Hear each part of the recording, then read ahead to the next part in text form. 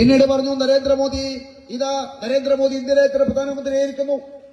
ഇനി നടക്കാൻ പോകുന്നത് ഇന്ത്യയിലെ കോർപ്പറേറ്റ് മുതലാളിമാർക്ക് വേണ്ടി പ്രവർത്തിക്കുന്ന ഒരു പ്രധാനമന്ത്രിയായിരിക്കും നരേന്ദ്രമോദി എന്ന രീതിയിലായിരുന്നു പ്രചരണം കോൺഗ്രസിന്റെ ഭാഗത്തുനിന്ന്.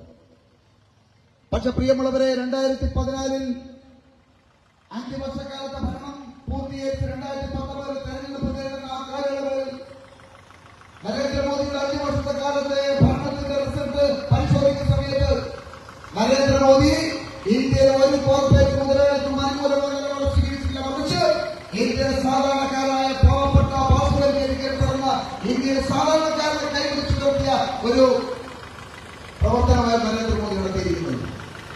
വികസനം എന്ന് പറയുന്നത് അദാനിയുടെയും അംബാനിയുടെയും കൊട്ടാരത്തിലേക്കല്ല, മറിച്ച് ഈ രാജ്യത്തെ സാധാരണക്കാരൻ അടുക്കളയിലേക്കാണ് വികസനം എത്തിക്കേണ്ടത് എന്ന ആപ്തവാക്യം സബലീകരിച്ച 5 വർഷക്കാലമായിരുന്നു നരേന്ദ്രമോദിയുടെ ആ 5 വർഷക്കാലം.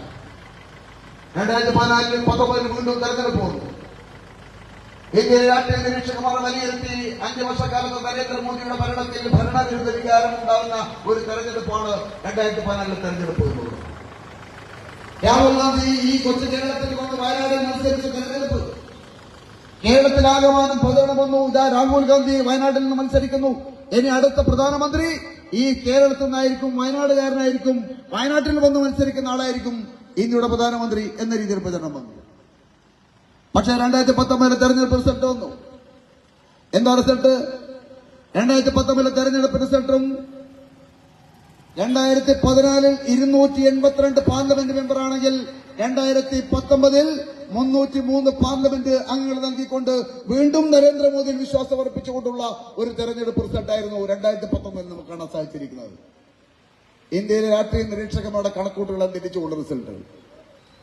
കോൺഗ്രസ് ഇന്ത്യ കഴിഞ്ഞ 50 വർഷക്കാലം നമ്മുടെ രാജ്യം ഭരിച്ച കോൺഗ്രസിന് ഇന്ത്യയിലെ പ്രതിപക്ഷ നേതൃസ്ഥാനം പോലും കിട്ടാത്ത ഒരു റിസൾട്ടായിരുന്നു കോൺഗ്രസിനെ സംബന്ധിച്ചുള്ള റിസൾട്ട്.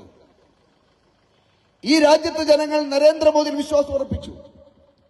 അതിന് കാരണമുണ്ട്. എന്തുകൊണ്ടാണ് നരേന്ദ്രമോദി വീണ്ടും ഇത് അധികാരത്തിൽ വന്നത് എന്നതിനെ കുറിച്ച് രാഷ്ട്രീയ നിരീക്ഷകന്മാർ ഗവേഷണം നടത്തി. അതിലവർക്ക് കിട്ടിയ ഉത്തരം, നരേന്ദ്രമോദി കഴിഞ്ഞ 10 വർഷക്കാലം ഈ രാജ്യത്തെ സാധാരണക്കാരന് വേണ്ടി നടത്തിയ ക്ഷേമ പ്രവർത്തനങ്ങൾ, ആ ക്ഷേമ പ്രവർത്തനങ്ങളുടെ ഗുണഭോക്താക്കൾ നരേന്ദ്രമോദിക്ക് ഒന്നടങ്കം വോട്ട് ചെയ്തു. അതിന്റെ അടിസ്ഥാനത്തിലാണ് നരേന്ദ്രമോദിക്ക് 2014 കൂടുതൽ എംപിമാരെ കിട്ടാനുള്ള സാഹചര്യം ഉണ്ടായത് എന്നുള്ള കണക്കായിരുന്നു രാഷ്ട്രീയ നിരീക്ഷകന്മാരുടെ ഉത്തരം. സത്യത്തിൽ എന്താ നോക്കൂ നിങ്ങൾ, 2014 അധികാരമേറ്റ സമയത്ത് ആദ്യം അധികാരമേൽക്കുന്നതിന് വേണ്ടി അദ്ദേഹം ഇന്ത്യയുടെ ജനാധിപത്യത്തിന്റെ ശ്രീകോവിലായ ഇന്ത്യയുടെ പാർലമെന്റിന്റെ ആദ്യ പടിയിൽ മുട്ടുകുത്തി നമസ്കരിച്ചിട്ടാണ് അദ്ദേഹം പ്രധാനമന്ത്രിയായി പാർലമെന്റിലേക്ക് പോയത്.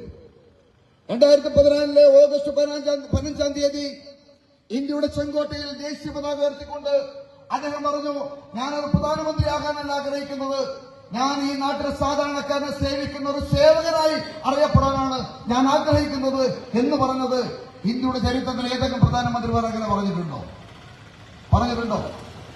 മാത്രമല്ല, അദ്ദേഹം 2 കാര്യം ഊന്നി പറഞ്ഞു. അദ്ദേഹം ആദ്യത്തെ ചെങ്കോട്ടയിൽ ആദ്യത്തെ പതാക ഉയർത്തിക്കൊണ്ട് അദ്ദേഹം പറഞ്ഞു, ഞാൻ ഈ രാജ്യത്തിന്റെ ഐക്യവും അഖണ്ഡതയും കാത്തുസൂക്ഷിക്കുന്നതിന് വേണ്ടി കാത്തുസൂക്ഷിക്കും എന്ന് ഞാൻ നിങ്ങൾക്ക് ഉറപ്പു തരുന്നു എന്നുള്ളത്. പ്രിയമുള്ളവരെ, 2014 നമ്മുടെ രാജ്യത്തിന്റെ സാഹചര്യം എന്തായിരുന്നു? നമ്മുടെ രാജ്യത്ത് തീവ്രവാദികൾ അവർ ആനന്ദ നൃത്തമാടുന്ന ഒരു സാഹചര്യമായിരുന്നു ആ 2014 വരെയുള്ള നമ്മുടെ രാജ്യത്ത്. ഇന്ത്യയിലെ വൻകിട നഗരങ്ങളിൽ, ബോംബെ ആയാലും ബാംഗ്ലൂർ ആയാലും ഡൽഹി ആയാലും അങ്ങനെയുള്ള വൻകിട നഗരങ്ങളിൽ തീവ്രവാദികൾ നടത്തുന്ന മനുഷ്യബോധാക്രമണത്തിൽ സാധാരണക്കാരായ ആളുകൾ പുഴുക്കളെ പോലെ തെരുവുകളിൽ കൊല്ലപ്പെടുന്ന സാഹചര്യമായിരുന്നു ആ കാലഘട്ടങ്ങളെല്ലാം തന്നെ ഉണ്ടായിരുന്നത്. നിങ്ങൾക്ക് ഓർമ്മയുണ്ടാകുമല്ലോ, കോയമ്പത്തൂരിൽ അടൽ ബിഹാരി വാജ്പേയിയുടെ നേതൃത്വത്തിൽ ആ ഗവൺമെന്റിൽ ഉപപ്രധാനമന്ത്രിയായിരുന്ന ലാൽകൃഷ്ണ അഡ്വാനിയെ കൊലപ്പെടുത്തുന്നതിനു വേണ്ടി ഒരുപറ്റം മുസ്ലിം തീവ്രവാദികൾ ആസൂത്രണം ചെയ്തു. അദ്ദേഹം 10 മിനിറ്റ് വേദിയിലെത്താൻ 10 മിനിറ്റ് വൈകിയത് കൊണ്ട് മാത്രമാണ് ലാൽകൃഷ്ണ അഡ്വാനി ഇന്നും ജീവനോടെ ഇരിക്കുന്നത്. അന്ന് 47ഓളം ആളുകളെ കോയമ്പത്തൂർ നഗരത്തിൽ പുഴുക്കളെ പോലെ കൊലപ്പെടുത്താൻ തീവ്രവാദികൾക്ക് സാധിച്ചു. ബംഗളൂരുവിൽ സ്ഫോടനം നടത്തി നൂറുകണക്കിന് ആളുകൾ കൊല്ലപ്പെട്ടു. ബോംബെയിൽ തീവ്രവാദി ആക്രമണം നടന്നു, നൂറുകണക്കിന് ആളുകൾ കൊല്ലപ്പെട്ടു. ഡൽഹിയിൽ നടന്നു. ഇന്ത്യയിലെ വൻകിട നഗരങ്ങളെല്ലാം തന്നെ തീവ്രവാദികൾ പാകിസ്ഥാൻ അച്ചാരം വാങ്ങിക്കൊണ്ട് ISLയുടെ പിൻബലത്തോടുകൂടി രാജ്യത്തെ ശിഥിലമാക്കുന്നതിന് വേണ്ടി ഭീകര പ്രവർത്തനം നടത്തുമ്പോൾ കയ്യും കെട്ടിയിരിക്കുന്ന ഗവൺമെന്റുകളായിരുന്നു ആ കാലഘട്ടത്തെല്ലാം തന്നെ ഉണ്ടായിരുന്നത്. പക്ഷെ നരേന്ദ്രമോദി 2014 പറഞ്ഞു, തീവ്രവാദികളോട് പറഞ്ഞു, ഇനി ഒരു അക്രമം ഈ രാജ്യത്തെ ശിഥിലമാക്കാൻ, ഈ രാജ്യത്തെ ആക്രമിക്കാൻ ഇനി ഒരു തീവ്രവാദി മുന്നോട്ട് വന്നാൽ അവനത് അനുഭവിക്കേണ്ടി വരും എന്ന അദ്ദേഹത്തിന്റെ വാക്ക് യഥാർത്ഥത്തിൽ തീവ്രവാദികൾക്ക് ഒരു പേടി സ്വപ്നമായി എന്നുള്ളതാണ് യാഥാർത്ഥ്യം. 2014 മുമ്പുള്ള കാലഘട്ടവും 2014 ശേഷമുള്ള രാഷ്ട്രീയ സാഹചര്യവും നിങ്ങൾ പരിശോധിച്ചു നോക്കൂ. നമ്മുടെ രാജ്യത്ത് ഇത്തരത്തിലുള്ള ഏതെങ്കിലും തീവ്രവാദ പ്രവർത്തനം നടത്താൻ ഒരു ഭീകരവാദി ഒന്ന് മുതിരുമോ, തയ്യാറാവുമോ? തയ്യാറാവില്ലെന്നുള്ളതാണ്. നമ്മുടെ അതിർത്തി സംസ്ഥാനമായ ജമ്മു കാശ്മീർ, ആ